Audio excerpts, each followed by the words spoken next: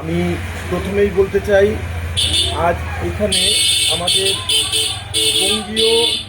হিন্দু সুরক্ষা সমিতির ব্যবস্থাপনায় আগামী 27শে জুলাই আমাদের যে আদিনাথ ধাম যে মন্দির, সেই মন্দির প্রাঙ্গণে আমাদের বাবা আদিনাথের পবিত্র রুদ্রাভিষেক হতে চলেছে। পুজো পাঠ, মন্ত্রপাঠ এবং মহাপ্রসাদ বিতরণের একটা ব্যবস্থা। সেই উপলক্ষে সকল বঙ্গীয় যারা সকল বাংলাভাষী, সকল সনাতনী, আমি সকলের চরণে হিন্দু সুরক্ষা সমিতির পক্ষ থেকে সকলকে আমি নতজানু হয়ে প্রণাম জানাই এবং সকলের উদ্দেশ্যে আমি আহ্বান করি তারা যেন সকলে এই অনুষ্ঠানে, এই পবিত্র বাবা আদিনাথের যে রুদ্রাভিষেক অনুষ্ঠান ব্যবস্থাপনায় হিন্দু সুরক্ষা সমিতি, সেই অনুষ্ঠানে যেন সকল বাংলাভাষী, সকল সনাতনী সকলে একত্রে মিলিত হয়ে যেন সকলে এই অনুষ্ঠানে যোগদান করেন, এই আহ্বান আমি তাদের কাছে রাখছি। এখন তো চলছে শ্রাবণ মাসের বিষয়টা আমরা আদিনাথে কেন বেছে নিলাম সে বিষয়ে বলবো। তো আমাদের বিষয়টা হচ্ছে, হিন্দু সুরক্ষা সমিতি মানেই হচ্ছে হিন্দু ধর্মের প্রোটেক্টের একটা ব্যবস্থা। তো যখন নির্বাচনের সময়কালের আগে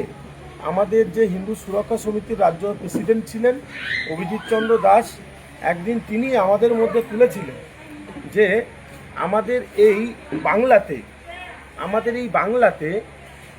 বিভিন্ন মঠ মন্দির বিভিন্ন জেলার মধ্যে,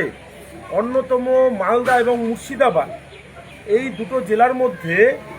মোঘল আমলকালে যে পরিবেশ পরিস্থিতির সৃষ্টি, সেই সময়ে যারা ওই আরব দেশের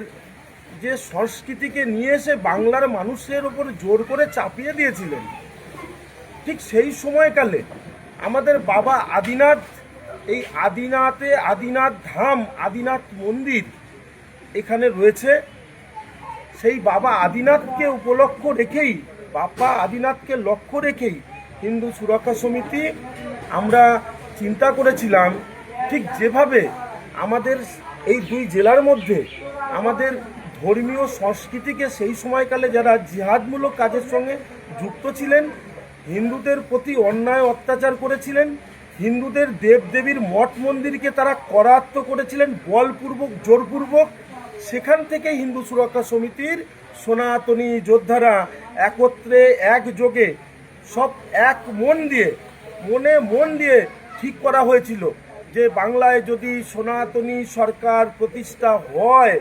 তাহলে আমরা হিন্দু সুরক্ষা সমিতির ব্যবস্থাপনায় বাবা আদিনাথের রুদ্রাভিষেক অনুষ্ঠান এই আদিনাথে আমরা শুরু করব এবং সেখান থেকেই আমাদের ধর্মীয় যে আমাদের মন্দির বাবা আদিনাথ, সেই আদিনাথের যে আমরা শুভ সূচনা, এখান থেকেই আমরা লড়াই শুরু করব।